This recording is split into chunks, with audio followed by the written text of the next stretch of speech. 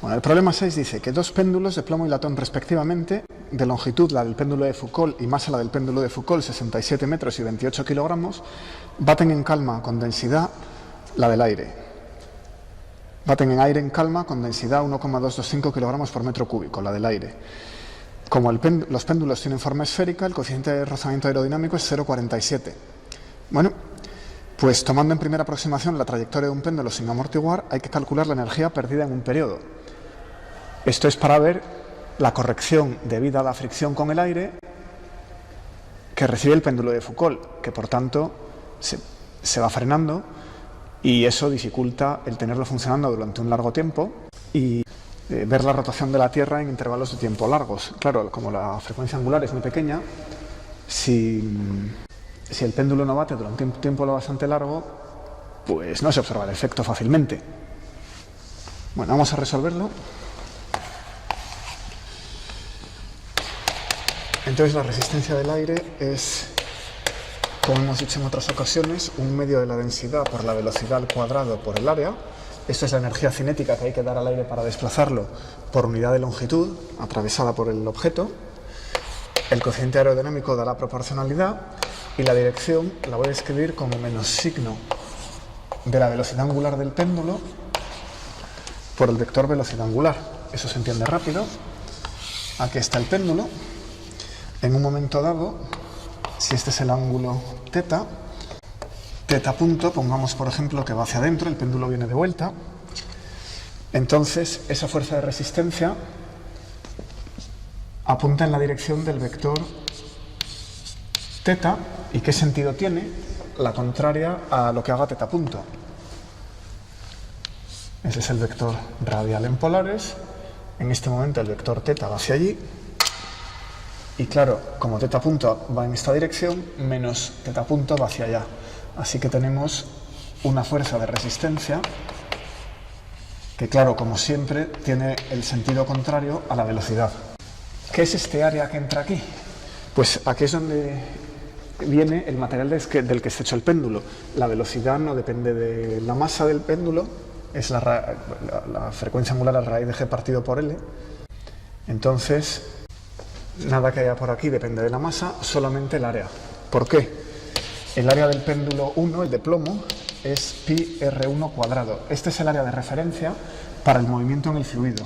Tenemos una esfera moviéndose en un fluido y lo que importa es la proyección de la esfera, por convención para el movimiento de una esfera en un fluido, sobre el plano perpendicular al movimiento. Y esto es el pi r cuadrado. Bien, pues pi r1 cuadrado, sin embargo, si el péndulo es del segundo material, latón, aquí tenemos pi r2 al cuadrado. ¿De dónde sacamos la r? Pues cada una de ellas, r sub i, es la raíz cúbica de 3m entre 4pi por la densidad, sea plomo o sea latón. ¿De dónde sale esta fórmula? 4/3 de pi r cubo veces la densidad es la masa. O sea que eso no es más que volumen por densidad igual a masa y despejando el radio. Para el plomo tenemos una densidad de 11,34 gramos por centímetro cúbico. Paso a kilogramos por metro cúbico, sustituyo aquí. La masa dice el problema que son 28 kilogramos y saco R1, que resultan ser 0,0838 metros, unos 8,4 centímetros. Es una bola de este tamaño que pesa 28 kilos porque es de plomo. Para el latón tenemos ρ2, que es igual a 8,6 gramos por centímetro cúbico, y esto lleva a un radio R2 de 0,0919 metros. Bueno, ya tengo los radios, los coloco aquí y salen las áreas, que son 0,0220 metros cuadrados y 0,0265 metros cuadrados. Entonces, ¿cómo queda la fuerza de resistencia? pues es menos el signo de teta punto en la dirección de teta. Esto no lo toco. Luego pongo la densidad del aire, 1,225 kilogramos por metro cúbico. La velocidad, vamos a decir lo que es 67 metros por teta punto. La longitud por la velocidad angular es la velocidad, esto hay que elevarlo al cuadrado. Entonces saco el 67 metros, lo elevo al cuadrado, multiplico por 0,47 del coeficiente aerodinámico. ¿Y qué queda? Aquí hay un teta punto cuadrado que viene de la velocidad al cuadrado. La constante me está saliendo 1295 kilogramos por metro. Y el área la voy a dejar todavía sin calcular, ya que depende de cuál de los dos péndulos sea. El de plomo o el de latón dan áreas distintas. Lo voy a dejar así de momento. Y me voy a fijar que la ecuación de movimiento pues es bastante difícil de resolver. Dice que 0 es masa por aceleración, y aquí están las fuerzas. Masa por gravedad por teta en la aproximación de pequeñas oscilaciones, tira del péndulo hacia abajo, y luego el rozamiento del aire, constante, signo de teta punto, y lo importante es este término, teta punto cuadrado, que es no lineal, hace que esta ecuación no sea sencilla de resolver. Bueno, entonces viene la teoría de perturbaciones. Vamos a considerar ese rozamiento como una perturbación, y lo que vamos a hacer es aceptar que en un periodo, que es un espacio de tiempo corto, la solución es la misma que la del péndulo sin amortiguar, o sea que tiramos esto, y a continuación tomamos los parámetros de esa solución y los perturbamos, de manera que en todo instante tenemos un péndulo sin amortiguar, pero poco a poco, adiabáticamente, la energía de ese péndulo va cambiando, va perdiendo energía. Entonces, vamos a plantearlo, el trabajo que pierde la energía que pierde el péndulo es el trabajo que realiza contra la fuerza de rozamiento, la resistencia del aire, diferencial de L. Bien, la resistencia del aire pues es menos el módulo por la dirección de la velocidad, y diferencial de L es precisamente la velocidad por diferencial de tiempo, con lo cual esta combinación V por V va a dar, V por su dirección va a dar el módulo de la velocidad. O sea que esto es lo mismo que menos la integral del módulo de la fuerza de resistencia del aire por el módulo de la velocidad diferencial de tiempo. Bueno, el módulo de la velocidad ya sabemos que es L por el módulo de teta punto. Y el módulo de la fuerza de resistencia es el módulo de esta fórmula.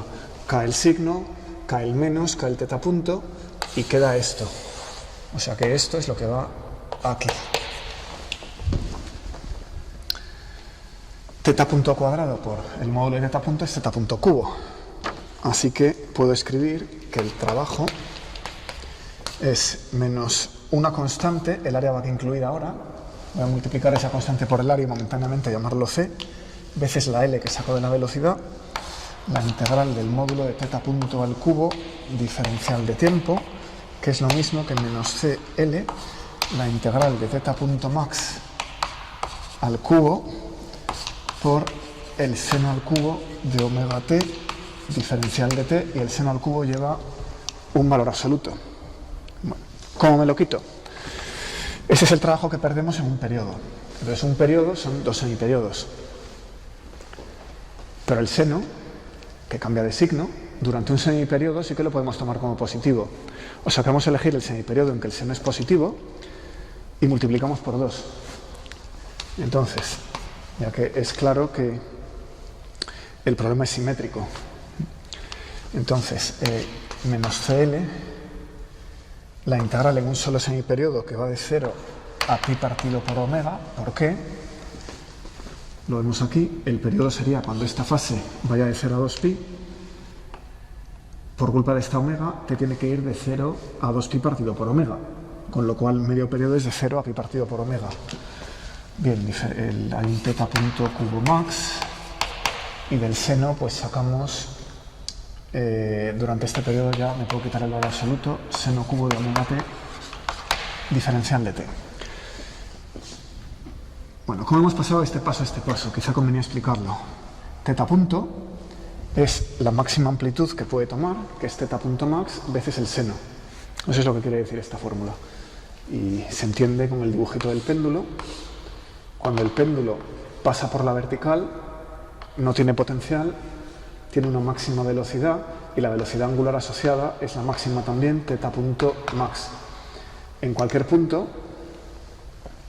tendrá teta punto modulado por el seno, tomando t igual a 0 cuando el péndulo está exactamente aquí. Seguimos. Puedo sacar esta constante fuera, me he dejado un 2, hace falta un 2 porque hemos tomado 2 semiperiodos, saco la constante fuera, voy a escribir el seno al cubo de omega t de la siguiente manera. Esto es el seno de omega t por 1 menos el coseno al cuadrado de omega t, porque el seno al cuadrado es 1 menos el coseno al cuadrado. La constante, como digo, la saco fuera, y ahora la integral del seno no es más que el coseno, y la integral del coseno al cuadrado por el seno no es más que el coseno al cubo partido por 3. Así que puedo escribir que esto es menos 2cl teta punto max al cubo. Al integrar, claro, hay que sacar un 1 partido por omega en la primitiva, y luego ya el menos coseno de omega t y más coseno de omega t al cubo partido por 3 evaluado entre 0 y pi partido por omega. Esto es fácil, el coseno evaluado entre 0 y pi pues es 2, así que aquí tenemos un 2, porque hay un menos, si no sería un menos 2, y este otro es un 2 tercios. Así que menos 2 tercios. El coseno de pi es menos 1 al cubo es menos 1.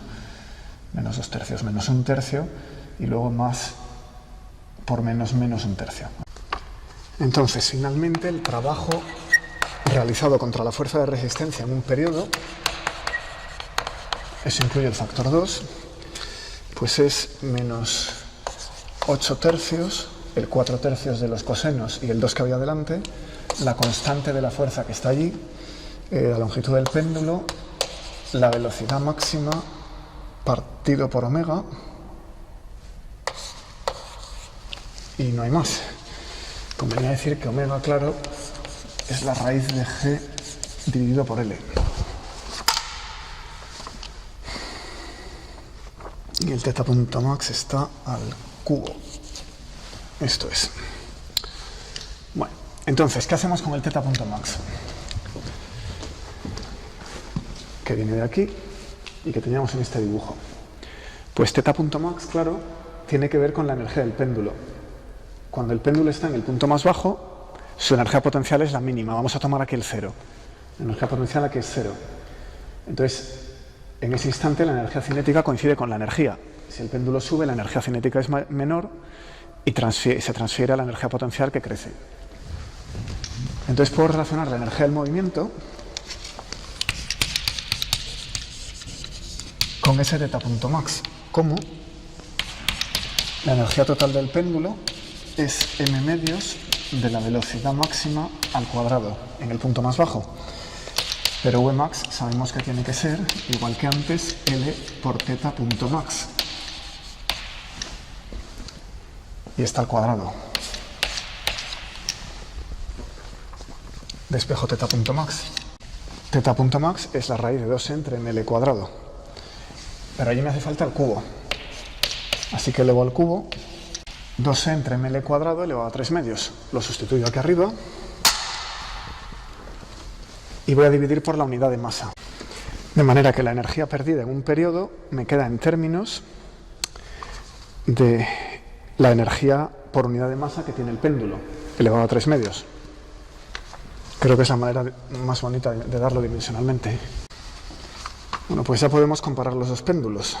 El de plomo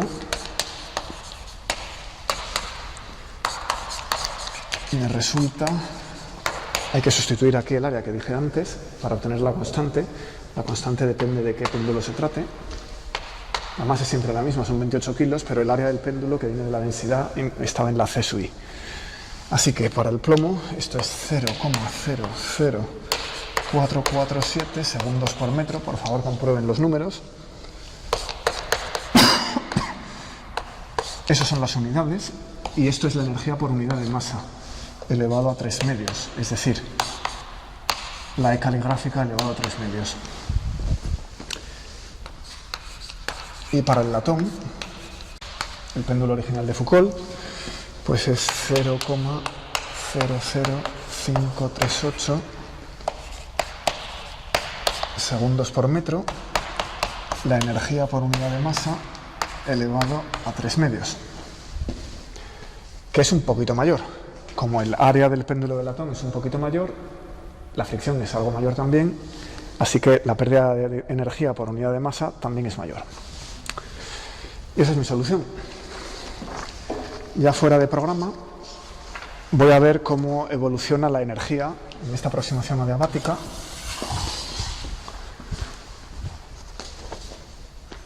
Voy a plantear una ecuación diferencial aproximada. Digo que lo que cae la energía por unidad de tiempo es el trabajo realizado por unidad de tiempo. Entonces, durante un periodo, esto es proporcional a, como se ve aquí, la energía elevada a 3 medios. Bueno, pues ahora lo que voy a hacer es esto que es válido para un periodo, la aproximación muy lenta, pues lo voy a tomar como promedio para todo el movimiento. Es decir, que la energía que pierde el péndulo por unidad de tiempo, voy a tomar aquí el límite, en vez de un periodo voy a tomar un tiempo infinitesimal, sigue siendo proporcional a E elevado a 3 medios. Y con esto obtengo una ecuación de primer orden.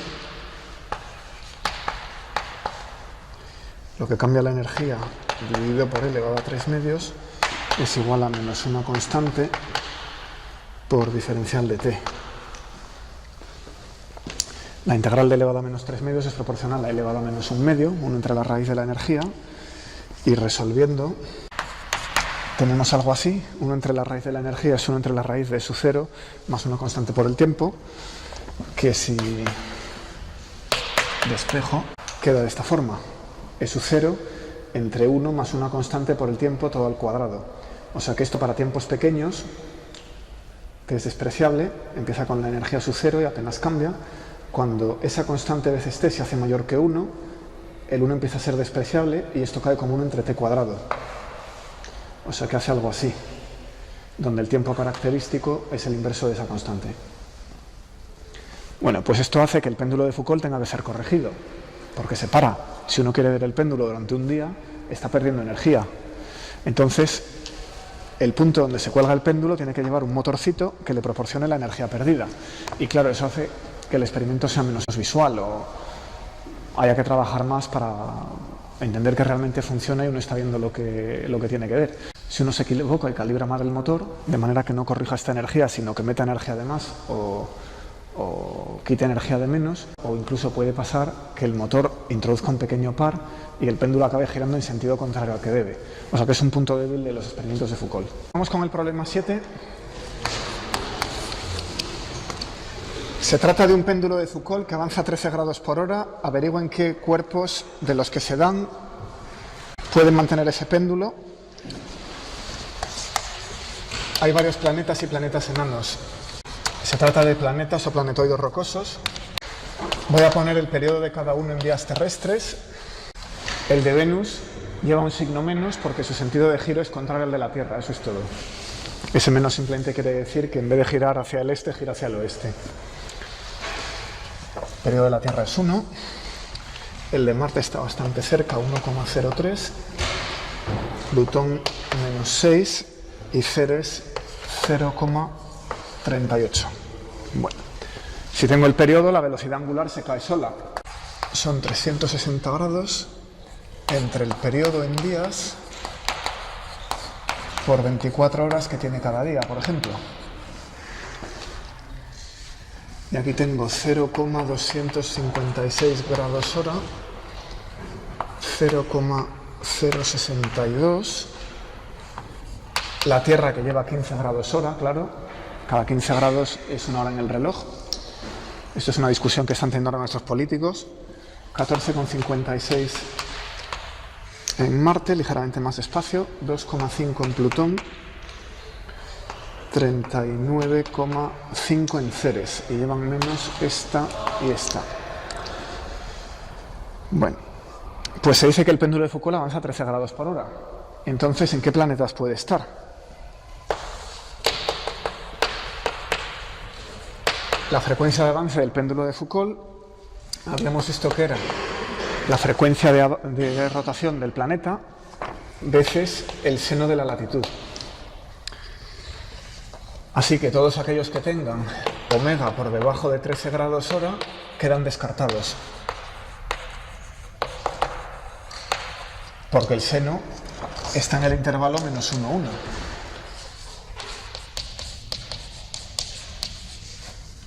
Si multiplico un número por algo cuyo módulo es menor que 1, no puedo pasar de ese valor. Así que por aquí todo lo que tenga menos de 13 queda descartado.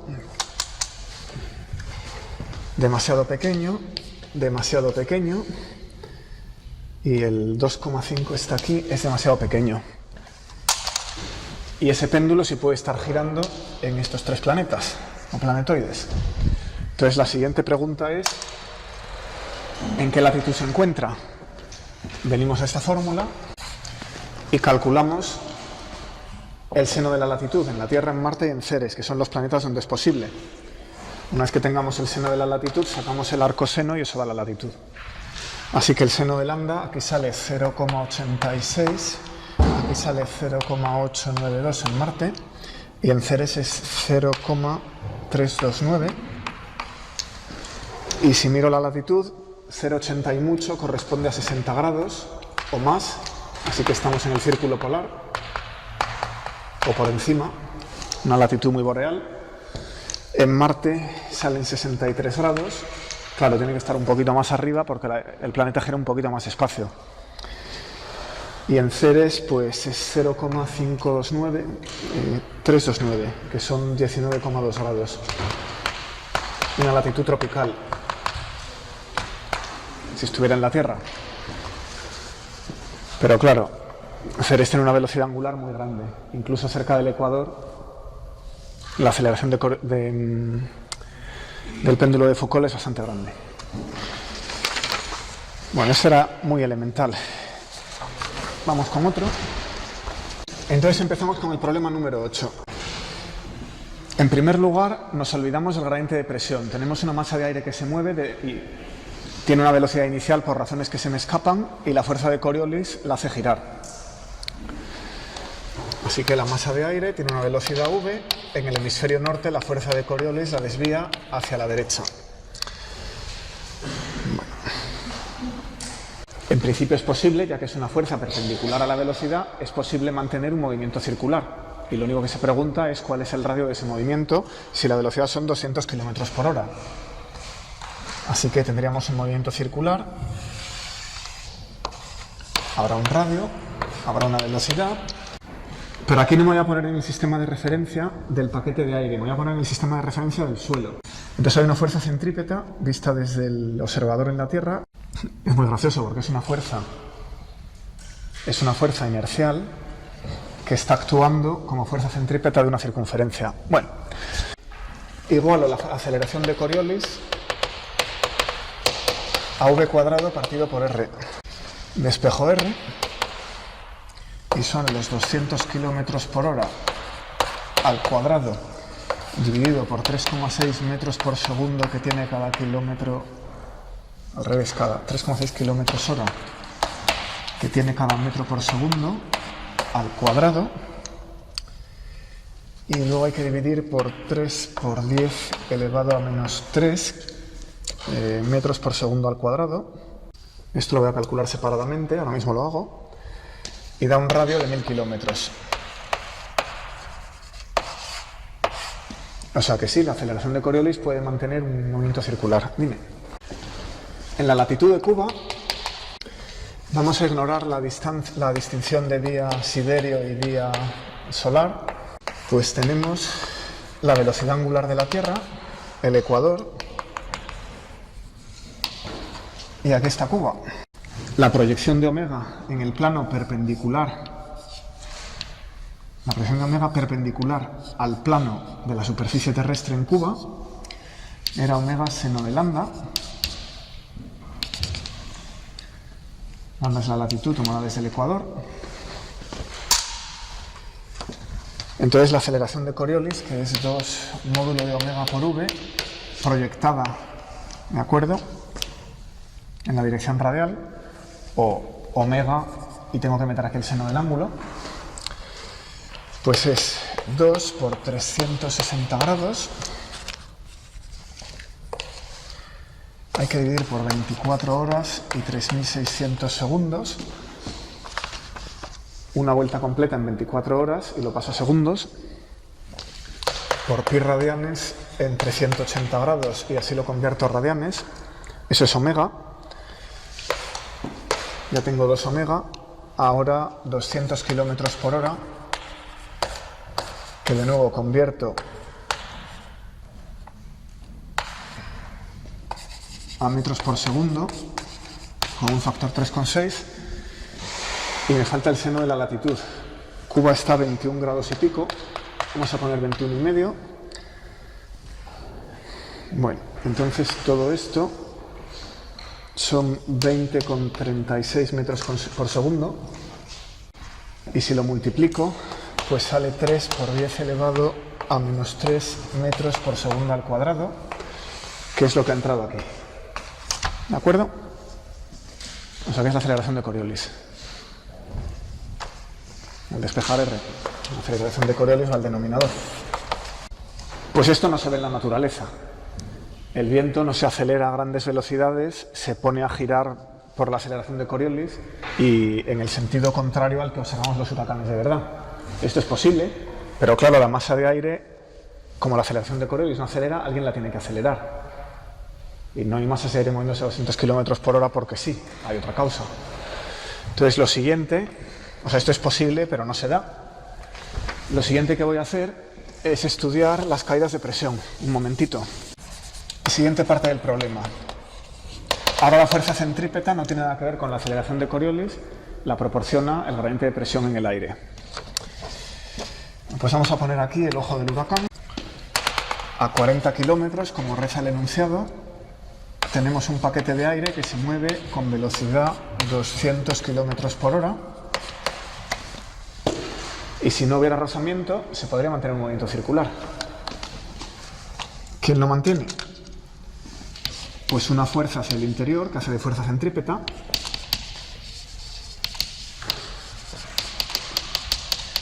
que viene dada porque la presión aquí es más baja que la presión aquí. Lo analizamos, tomamos un paquete de aire de longitud L y área A en la dirección radial.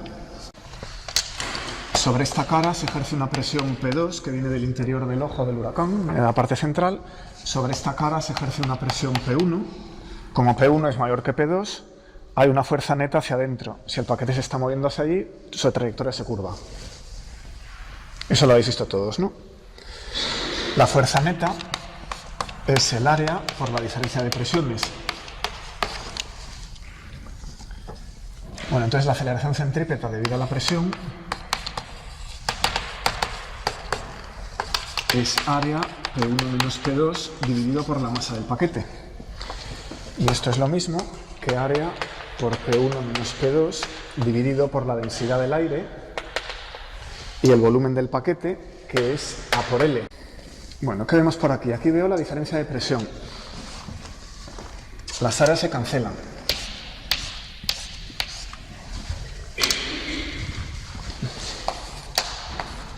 Así que la aceleración centrípeta debido a la presión es la caída de presión por unidad de longitud veces el inverso de la densidad. La incógnita aquí es la diferencia de presión, la caída de presión por unidad de longitud.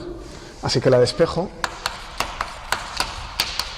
Es la aceleración centrípeta debido a la presión dividido por multiplicado por la densidad. Esto pasa aquí multiplicando por la densidad del aire.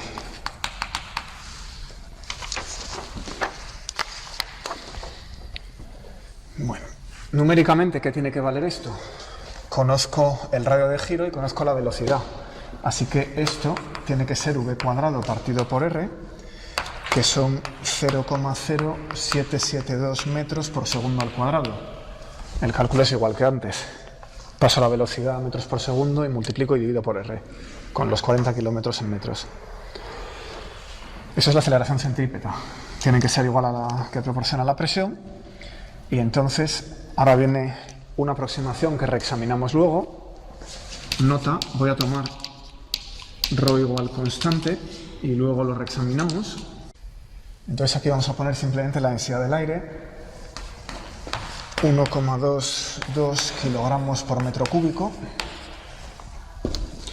Multiplico y queda que la caída de presión por unidad de longitud son 0,094 pascales por metro, o bien 0,94 milibares por kilómetro. Un bar son 10 elevado a 5 pascales, 100.000 pascales, casi una atmósfera. Es un múltiplo de 10 de pascal que se parece a la atmósfera. Y entonces un milibar son 100 pascales. Bueno, pues ahora las correcciones. Es decir, un paquete de aire se puede mover a 40 kilómetros del ojo del huracán con velocidad de 200 kilómetros por hora si despreciamos la fricción. Entonces vamos a ir viendo qué haría la fuerza de Coriolis y luego el efecto de que la densidad del aire no es constante.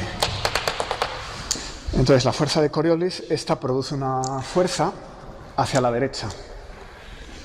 Si el paquete está girando hacia allí, la fuerza de Coriolis resulta que está dando una fuerza contraria a la centrípeta. Así que más vale que sea pequeña. Tenemos así la fuerza centrípeta y hacia allí la de Coriolis.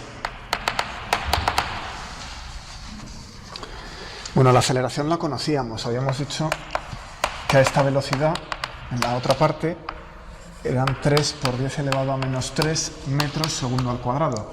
Eso no cambia. 2 omega por v es lo mismo, ¿vale? Así que reciclamos el resultado. Y claro, la aceleración centrípeta más esta de Coriolis que se le opone, esa es la que necesito. Tengo que compensar eso y todo lo tiene que pagar la fuerza debida a la caída de presión.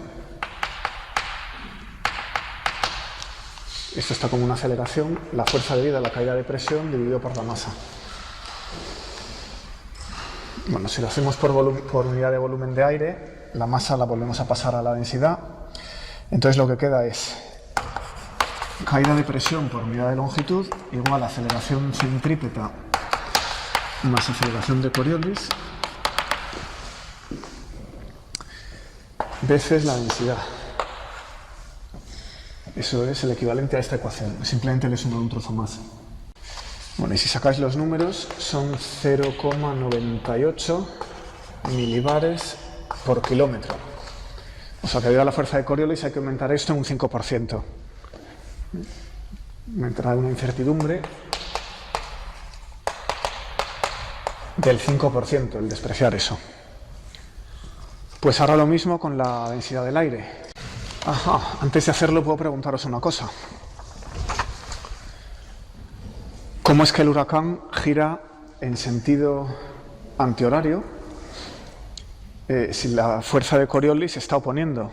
Si la fuerza de Coriolis dominara, giraría en sentido horario, como hemos visto, porque dobla la velocidad hacia la derecha. Y sin embargo, se está oponiendo a la centrífuga que lo hace girar en sentido antihorario. Entonces lo que dijimos el otro día de que los huracanes en el hemisferio norte giran en sentido antihorario, ¿de dónde viene? ¿Qué es lo que pone la masa de aire a girar en sentido antihorario?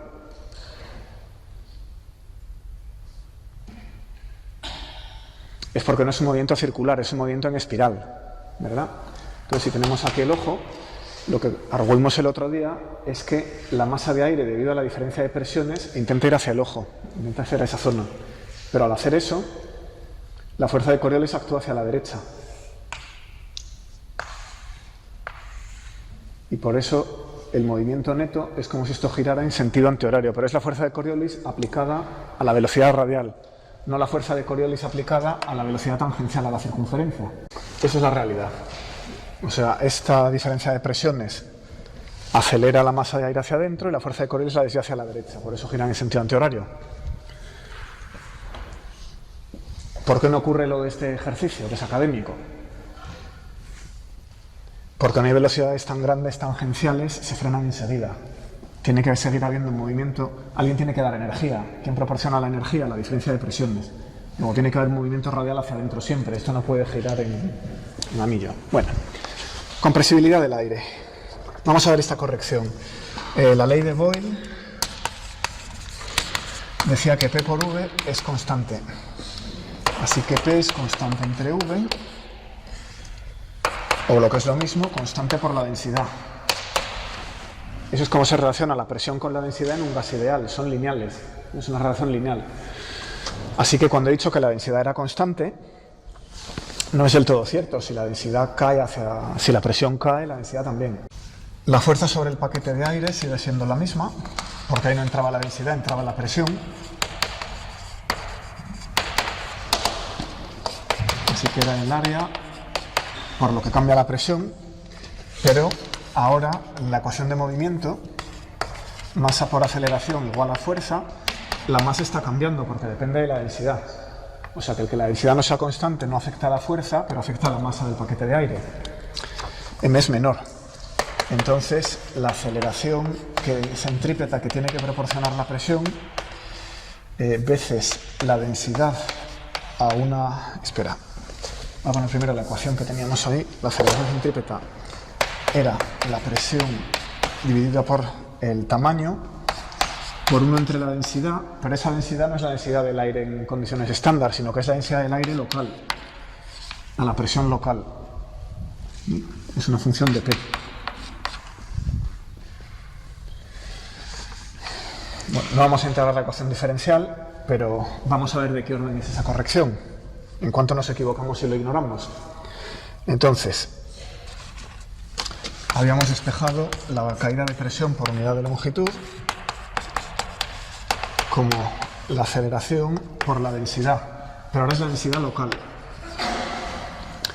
Entonces, si le aplico la ley de Boyle, la densidad es proporcional a la presión, así que esto es la aceleración centrípeta que necesito, que tiene que proporcionar la presión, veces la densidad a una atmósfera por la presión local entre la presión a una atmósfera.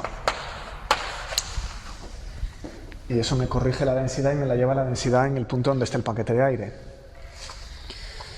Bueno, ¿cuál es la caída de presión típica? Pues vamos de 1013 milibares, presión estándar, una atmósfera, a, en el ojo, bueno, pues 940 milibares no es un récord. Se han registrado presiones bajas de 900 y 880 milibares. O sea que 940 está dentro de lo ordinario para tormentas fuertes, huracanes. Entonces sustituyo aquí, saco el cociente de 1013, de 940 a 1013, y esto cae a 0,87 milibares por kilómetro. Aquí teníamos 0,94 en el cálculo de orden 0. O sea que eso también es una corrección de orden 5 a 10%. Un poco mayor que la fuerza de Coriolis. Bueno, pues eso era el problema 8. Esto ha terminado la hoja de problemas número 2. Pero os quería hacer un ejemplo más, que es el efecto Magnus. Porque hemos hablado mucho de la fuerza de Coriolis, pero la fuerza de Magnus puede ser bastante mayor. Si uno hace un experimento en la atmósfera, en un tubo de vacío no afectaría, pero en la atmósfera domina. Vamos a ver esto. Esto es una fuerza aerodinámica, pero tiene una forma muy parecida a la de Coriolis. Entonces no tiene sentido tratar la otra por separado. Se dio en un partido entre Francia y Brasil en el año 97, en la que Roberto Carlos, un futbolista brasileño, estaba a 37 metros del área, a 37 metros de la portería, pegó un pelotazo que hizo lo siguiente. pasó la barrera y luego se curvó y se metió por aquí. Luego se meten en internet y se ve en el vídeo, ¿vale? Dejando a todo el mundo con la boca abierta. O sea, le pegó un efecto que no se ha vuelto a ver, ¿vale? Entonces, esto fue una trivela,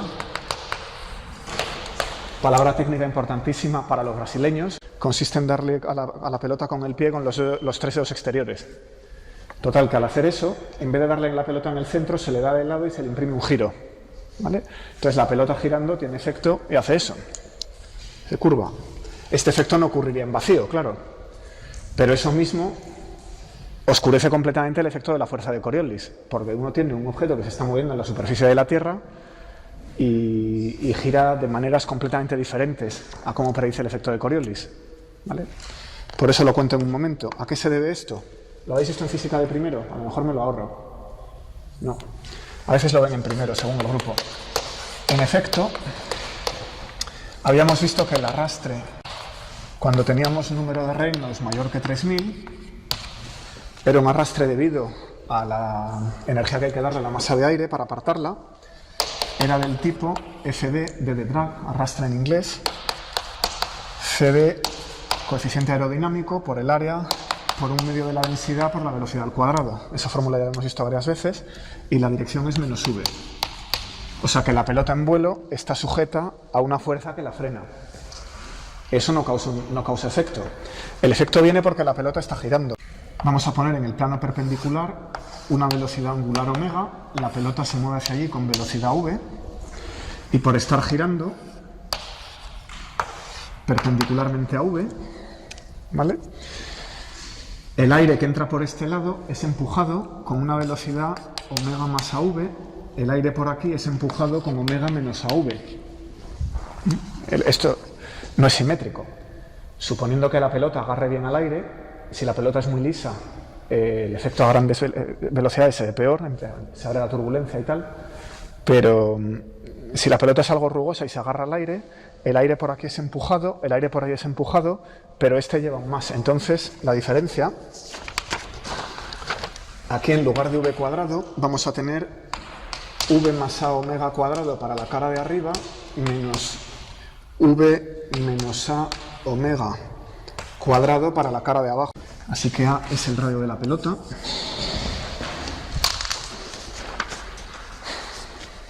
Saco la diferencia y esto es 4A omega v a primer orden. Y entonces puedo escribir esta fuerza. Claro, hay que darse cuenta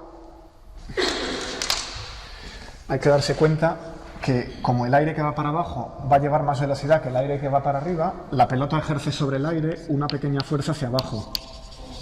Por la tercera ley de Newton hay una fuerza de reacción, igual y de sentido contrario, pero que se aplica sobre la pelota. Eso es la fuerza de Magnus, es la parte de la fuerza de arrastre que es distinta para la cara de arriba y la cara de abajo. No es toda la fuerza de arrastre, claro, la pelota además está siendo frenada, pero la parte de la fuerza de arrastre que es diferencial entre las dos caras causa esto.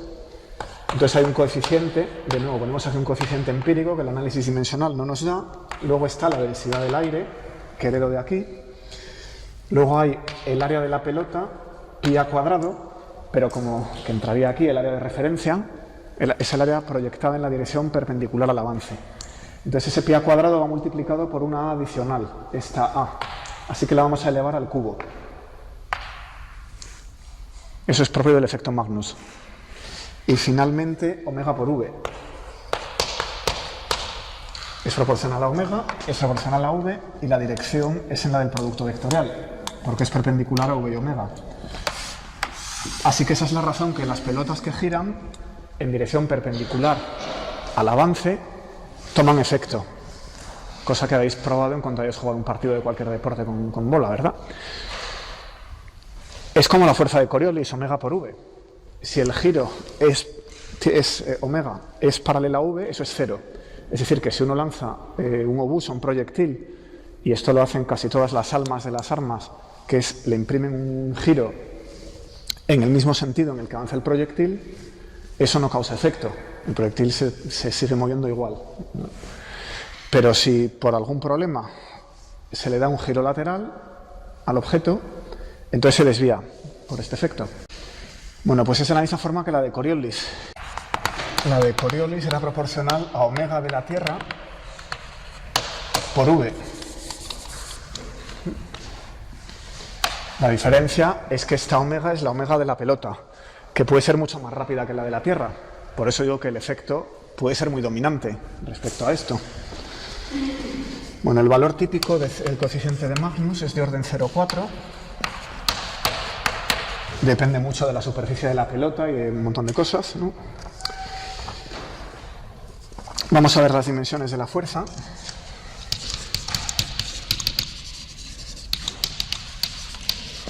Tenemos una densidad por el radio al cubo por omega por v. Entonces, densidad por volumen, eso es una masa. Esto tiene dimensiones de masa por omega, que es el inverso de un tiempo. Los radianes no tienen dimensiones físicas. Por la velocidad, que es una longitud entre un tiempo. Así que es masa por L entre t cuadrado, y en efecto eso tiene dimensiones de fuerza, masa por aceleración. Así que eso efectivamente es una fuerza. Bueno, y el coeficiente Magnus, por tanto, es un número puro, igual que el de arrastre. Bueno, pues entonces con esto voy a estimar, el ejemplo que quería hacer es cuánto tendría que rotar la bolita que soltábamos desde el alto del faro de Moncloa, 92 metros, para que la fuerza de Coriolis no se vea. El efecto Magnus la tape.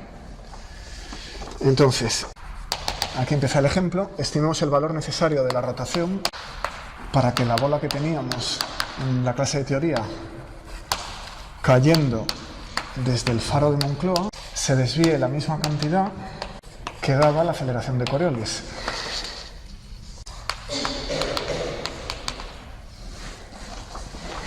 ¿Os ponéis? Lo he absorbido en el coeficiente de Magnus. Como ahí hay muchos efectos que no controlo, todo da una constante. Gracias. Y esto es empírico. El coeficiente este, que sea 0,4 o 0,3, dependiendo de la bolita, eso se estudia en un túnel de viento. Uno pone una bolita a flotar con una corriente de aire y estudia cuánto se desvía si le da un giro. Se mide en laboratorio. A mí no me miréis, estáis mirando a vuestra libreta, ¿no? ¿Vais a calcular esto? A ver. No me hace falta. Hay una cancelación. La razón es que como la fuerza va con el volumen, aquí sale a cubo, y la masa de la bolita también va como el volumen, densidad por volumen, se van a cancelar. O sea que el radio no te hace falta. Una bola de cualquier tamaño se desvía lo mismo. Bueno, voy a empezar por recordar el movimiento de orden 0. Teníamos una torre de altura 92 metros y el movimiento de orden 0 era que la z era h menos un medio de gt cuadrado, con t0 igual a 0, el tiempo final era la raíz de 2h partido por g y eran 4,33 segundos. Después habíamos corregido mediante la aceleración de Coriolis y habíamos visto que la desviación era 1,5 centímetros. Pero claro, eso es para un objeto que cae a plomo. Si el objeto gira, se activa el efecto Magnus.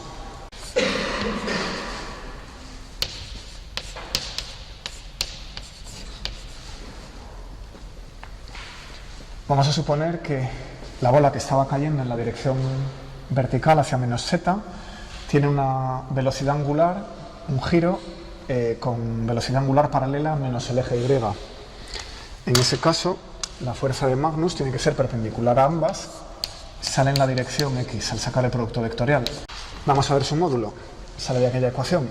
Coeficiente de Magnus, densidad del aire, aquel factor pi a cuadrado del área veces una adicional del efecto Magnus es pi a cubo, y luego omega v.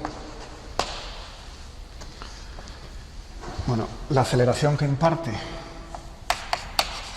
esa fuerza es la fuerza entre la masa. Así que tomo esta expresión, cm rho aire ta, y la divido por la masa, que es 4/3 de pi a cubo por la densidad. Esa es la cancelación que te decía, ¿verdad? No te hace falta el radio porque se cancela en ese cociente. Bueno, Despejo la aceleración, simplificando un poco, y queda el coeficiente de Magnus 3/4 de la densidad del aire entre la densidad de la bola, esta es la densidad de la bola, y la del aire viene de la fuerza de Magnus, veces omega v. Como la desviación lateral es pequeña, v la podemos tomar como la vertical, es vz, es la velocidad del movimiento de orden cero, ¿vale? O sea que esto es aproximadamente igual. Bueno, entonces tenemos que la derivada de vx debido a la fuerza de Magnus sola, sin contar la de Coriolis, respecto al tiempo, es cm por 3 veces la densidad del aire, 4 veces la densidad de la bola, omega g t. O sea, una constante veces el tiempo. ¿Alguien ha llegado hasta aquí? Ese es el planteamiento. Esperaba que alguien lo consiguiera. Bueno, lo habréis conseguido si hubierais tenido 5 minutos más, ¿verdad? Entonces, esto se integra de una vez. La velocidad es at² partido por 2 más v0, pero como la bola es soltada desde el reposo, la velocidad inicial es 0, lo tiro. Se integra una vez más. El desplazamiento debido a la fuerza de Magnus es at³ partido por 6 más x0. De nuevo lo tiro. La bola parte desde el origen de coordenadas en lo alto de la torre. En realidad mido x menos x0, la desviación hacia la dirección x. Y lo que se preguntaba era la velocidad angular de la bola. Aquí la incógnita es esta. Si esta xm son los 1,5 centímetros del otro día, lo que daba la fuerza de Coriolis para esa caída, lo que tengo que hacer es colocar aquí toda esa constante y despejar omega.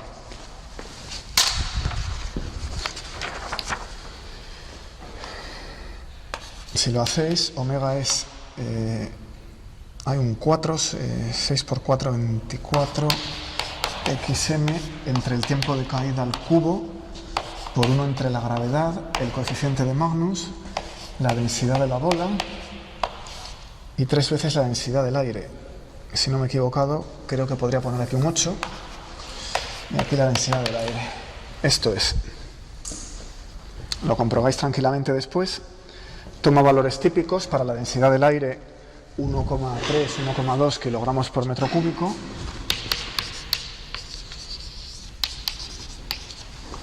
Para la densidad de la bola, pues la del agua, gramo por centímetro cúbico, o sea que aquí hay un factor 1000. Después el coeficiente Magnus de orden 0,3 he tomado en vez de 0,4 y el resto está por aquí. Esto es 1,5 centímetros, el tiempo de caída eran 4 segundos y la gravedad 9,8. Total, que saco una velocidad angular de orden 0,4 radianes por segundo, que no es tan grande. O sea, basta con que la bola gire un poquito para que ya se desvíe tanto como marca la fuerza de Coriolis. Y si calculáis el periodo, que es 2π entre omega, me estaba saliendo unos 13 segundos. A comparar con el tiempo de caída, que son 4 segundos. O sea que basta con que la bola dé un tercio de vuelta para que se desvíe tanto como la fuerza de Coriolis. O sea que si queréis repetir el experimento para ver la fuerza de Coriolis, hay que hacerlo con extremo cuidado. Porque como se suelte la bola de manera un poco asimétrica y gire un tercio de vuelta en toda la caída de 90 metros, ya no se ve. El efecto queda enmascarado por el Magnus. Bueno, teníamos flecos pendientes del tema 1. Me salta a la vista el problema 15 de las aspas. Bueno, pues entonces tenemos 3 aspas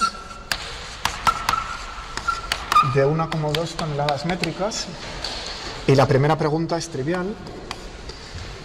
Si tenemos una de estas aspas en reposo, ¿qué par ejerce sobre la turbina? Bueno, pues para simplificarnos la vida voy a tomar aquí un triángulo isósceles. Decía que la longitud eran 42 metros y el lado corto son 2 metros. Bueno, entonces, primero la reacción, la fuerza y después los pares. Entonces, la fuerza es igual a 3 aspas. Me había traído un juguete para que se vea con claridad. Esto reposa sobre una torre, vamos a poner un bolígrafo, ¿vale? Entonces, claro, en este momento lo que me interesa es el peso de las aspas respecto al eje de la turbina. Aquí no hay una turbina, evidentemente. Aquí hay un motorcito eléctrico de chicha y nabo, que es lo suficientemente potente para que si a esto le doy un giro lo bastante rápido, se ilumina que un LED. Ahora, en ese sentido, ¿vale? Simplemente convierte un poco de la energía del aspa en electricidad, ¿no? Total, lo que se pide en este momento es el peso de las aspas, cuánta fuerza ejerce sobre el eje. Así que hay 3 aspas, le pongo un 3 y la masa de cada una, que se dice que son 1200 kilos por la gravedad, 9,8 metros por segundo al cuadrado, y esto es 352,80 newton, 35.280, 10 por 330, efectivamente, 35.280 newton. Esa parte era trivial. Eso es el peso de las 3 aspas, que claro, lo soporta al final la base de la torre, junto con otro montón de cosas, el peso de la turbina, el peso de la torre misma, etc. Bien. Bueno, entonces, ahora se pide qué torque ejerce un solo aspa en posición horizontal debido a su peso. O sea que vamos a necesitar, aquí está la torre, aquí está el eje, ponemos el aspa en posición horizontal y eso ejerce un torque sobre, simplemente porque pesa, ejerce un torque sobre la turbina. Vamos a evaluar eso. Lo primero que me hace falta es saber el brazo, dónde de lejos está la fuerza neta. O sea que necesito el baricentro de esta figura. Bueno, sabemos que un triángulo es un tercio, pero lo voy a repasar de manera general. Según me desplazo hacia la derecha, el triángulo se va encogiendo, así que voy a darle una variable h, que es la altura desde el centro del triángulo, desde la bisectriz de este ángulo hasta el lado. Eso es h. Y entonces me voy a dar aquí una variable L, que es la posición del centro. El centro de masas está a distancia L de la base. Y L max son los 42 metros y llega hasta el ápex del triángulo. Entonces, ¿dónde está L? Pues hay 2 integrales. Como tengo 2 lados, arriba y abajo, voy a poner un factor 2. Pero va a salir en numerador y denominador y se va a cancelar. Por simetría es claro que el centro está sobre este eje. La única pregunta es a qué distancia. Por eso me dejo solo una variable, aunque es un problema de 2 divisiones. Bueno, arriba, lo que hay que hacer para calcular el centro de masas es poner la suma de las masas pesadas con la suma de los R sub i pesadas con las masas dividido por la suma de los R sub i. O sea que la suma de los R sub i es la integral entre 0 y L max de diferencial de x, h de x por la densidad. Esto es simplemente la masa total, o sea, esto es la suma de los m sub i, lo voy a escribir. Es la suma de m sub i, r sub i, dividido por la suma de las m sub i. ¿Vale? Esa es la fórmula que teníamos, la estoy escribiendo como una integral. Y aquí tengo la integral entre 0 y L max de diferencial de x, h de x por ρ, es decir, cojo cada elemento y lo peso con la densidad veces h, pero este lo multiplico por la x, que es el equivalente a la r sub i, es la distancia hacia allá. ¿Se entiende? 5 segundos para ver la fórmula. La densidad es constante, se cancela, el 2 se cancela.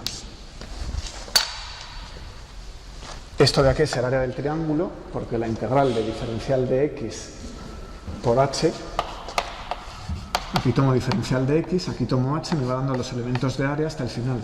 O sea que esto es el área de medio triángulo. Eso es esta base por esta altura dividido por 2. Así que el denominador es trivial. Me va a convenir parametrizar h de x. H de x es la mitad de la base. Si la base es b, los 2 metros. La altura desde la bisectriz hasta arriba es b medios. Y ahora tiene que caer linealmente. Pues 1 menos x entre L max. De manera que cuando x es L max, esto es 0 y la altura es 0. Cuando estoy aquí es b medios y por el medio interpolo linealmente. Eso lo puedo sustituir aquí y ya tengo h de x, ¿verdad? Entonces, si lo calculáis, pues sustituís esto aquí, calculáis las integrales, son polinomios, es muy sencillo. Esto es L max tercios. Que claro, como L max son 42 metros, salen 14 metros. O sea que esto está a 14 metros del eje de la turbina, ¿vale? Ya tengo el brazo.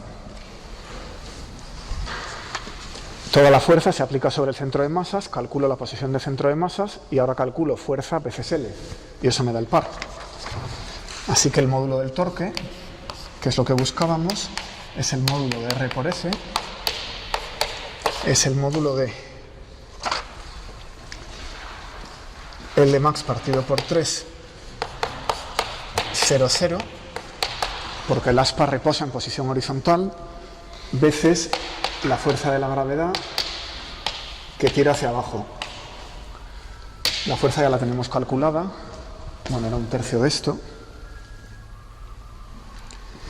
y salen, porque esas son las 3 aspas, y salen 1,64, si no me he equivocado, por 10 elevado a 5 kilogramos al cuadrado, metros al cuadrado, segundo al cuadrado, que es lo mismo que newton veces metro. Entonces, número 2, apartado B. Sin embargo, ahora hay que mostrar que el torce debido a las 3 aspas se anula. Esto es menos trivial. Aquí hay 120 grados entre aspa y aspa y la suma de los 3 resulta que es 0. Bueno, entonces voy a tomar el eje de las IES como el eje de referencia, el eje de la torre, y voy a tirar desde aquí hasta aquí un ángulo φ1, que va a ser mi variable. ¿Por qué necesito una variable? Porque las aspas pueden estar en cualquier posición. Bueno, ese φ1 solo tiene que ir desde 1 a 120 grados. ¿Por qué? Porque si el aspa me baja más allá de 120 grados, la siguiente me ha entrado aquí. Las renumero y tomo el aspa 1 como la siguiente. O sea que el aspa 1 va a ser la que esté a la derecha de la vertical lo más cercano posible y no se puede pasar de 120 grados. Este es el aspa 1, este es el aspa 2 y este es el aspa 3. La 2 y la 3.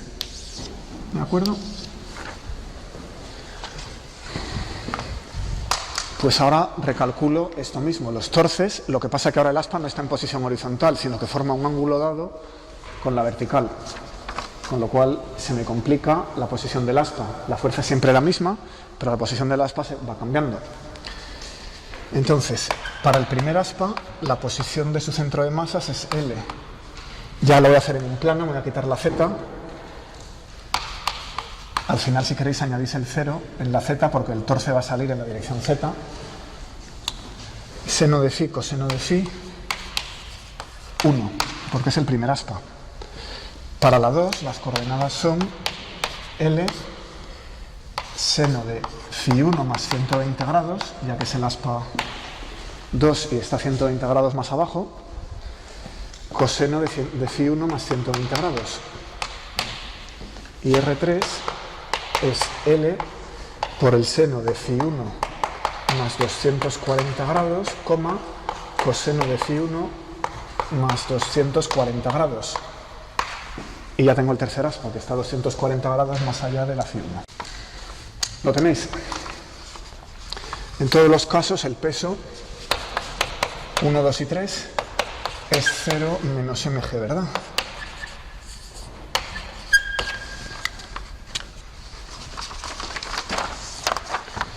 Bueno, para simplificar la trigonometría hay que sacar aquí productos vectoriales, pero antes voy a quitarme ese 120 y ese 240 de encima.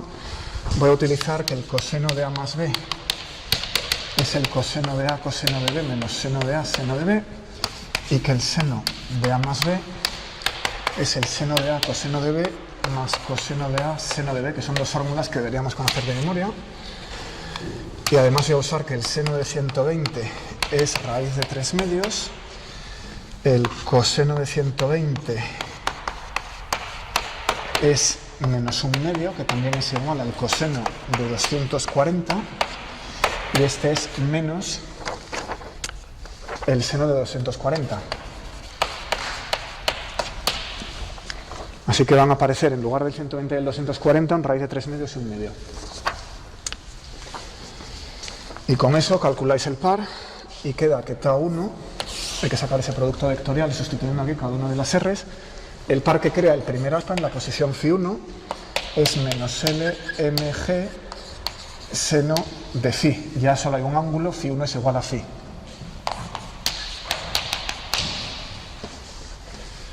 El par que causa la segunda es LMG seno de φ partido por 2, eso es este 1 medio, más raíz de 3 medios coseno de φ. Tau3 causa un par LMG 1 medio del seno de φ menos raíz de 3 medios del coseno de φ. El par total es la suma de los pares, son 3 vectores que se suman. La suma, pues resulta que es 0. Tau1 es en la dirección z, LMG seno de φ, Tau2 en la dirección z es esto, Tau3 es esto otro, los cosenos se cancelan, los senos se cancelan, la suma es 0. No hay par, gracias a la simetría.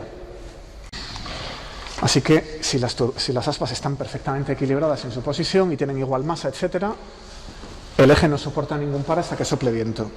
Bueno, pues ahora sopla viento.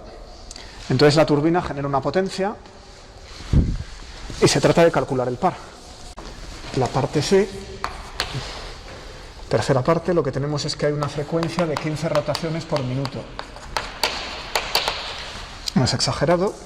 Y una potencia de 2 megavatios, tampoco es exagerada, y turbinas mucho más potentes. ¿Qué torque recibe el eje?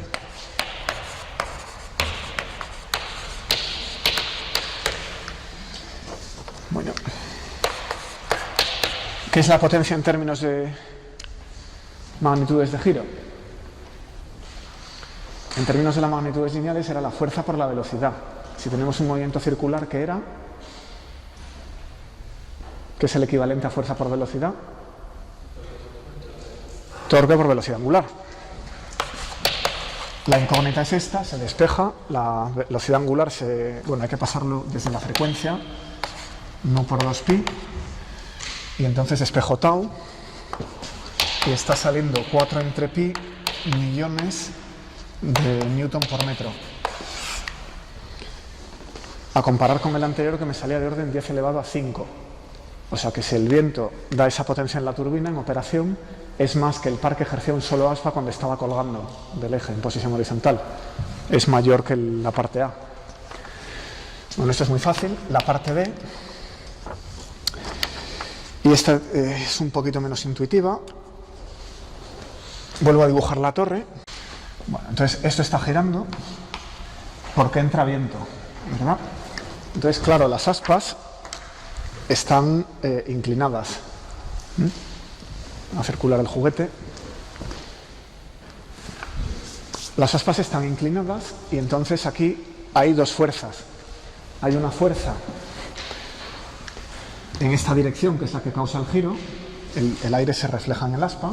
Entonces, claro, si el aspa estuviera perfectamente vertical, el aire rebotaría formando un ángulo de 90 grados, ¿verdad? Como el aspa está inclinada, se refleja así y le imparte un movimiento de giro, pero también le imparte un movimiento hacia atrás. Hay una fuerza que empuja la torre hacia atrás. Claro, entonces esa fuerza que el aire empuja las aspas hacia atrás con el brazo de la torre causa un par sobre la base que tiene que soportar la cimentación.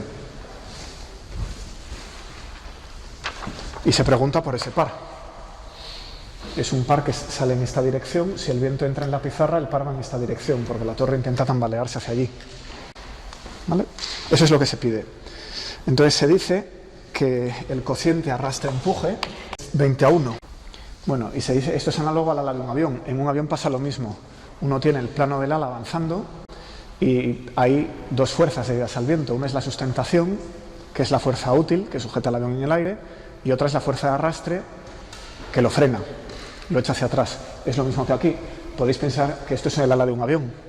El aspa de la turbina es el ala de un avión, está cortando el viento. Entonces, al cortar el viento, recibe dos fuerzas, una de sustentación y una de arrastre. Total, la fuerza útil que produce el torque sobre el rotor es 3 veces la fuerza por la L, de donde la fuerza es el torque que necesitamos entre 3 veces L. El torque ya lo tenemos calculado en la parte anterior. Ese es el torque que necesito para mantener la potencia, y de ahí puedo sacar la fuerza sobre el aspa. Entonces, esa fuerza la tiene que ejercer el viento. El torque sale de aquí, y de aquí tenemos la fuerza que ejerce el viento, la fuerza útil. Bueno, pues ahora la fuerza inútil, el arrastre, va a ser la fuerza útil dividida por 20. Si la turbina está muy bien diseñada, ese cociente es muy bueno, tal como le he puesto es al revés, 1 a 20.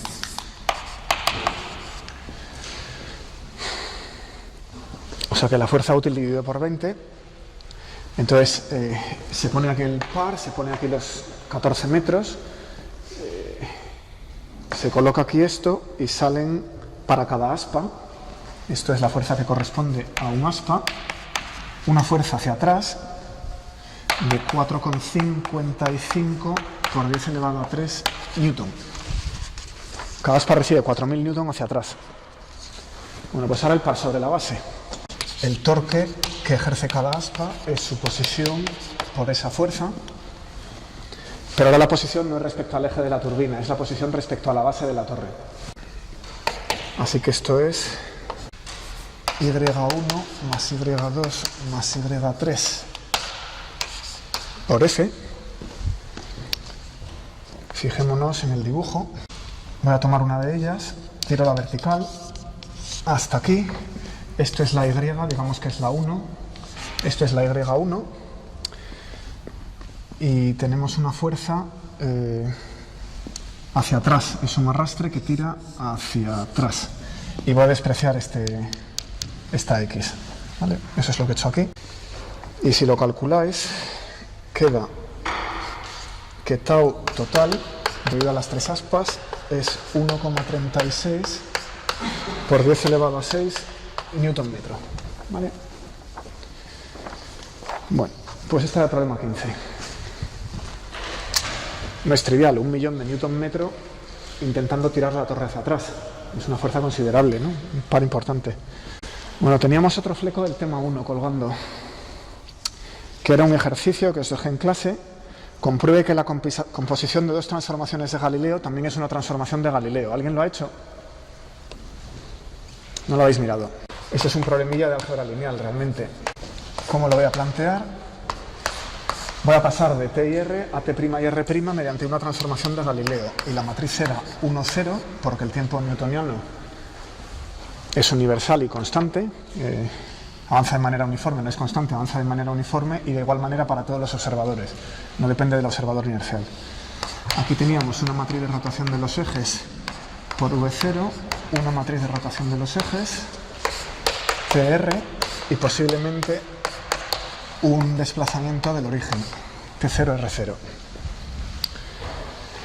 Rotación e impulso. El impulso es la velocidad, me lleva a otro sistema de referencia en movimiento. La rotación es la matriz A, y aquí una traslación de los orígenes de tiempo y de R. ¿Nos acordamos? Bueno, pues ahora voy a componerla con otra. Paso a un segundo sistema en el que tengo coordenadas T segunda, R segunda.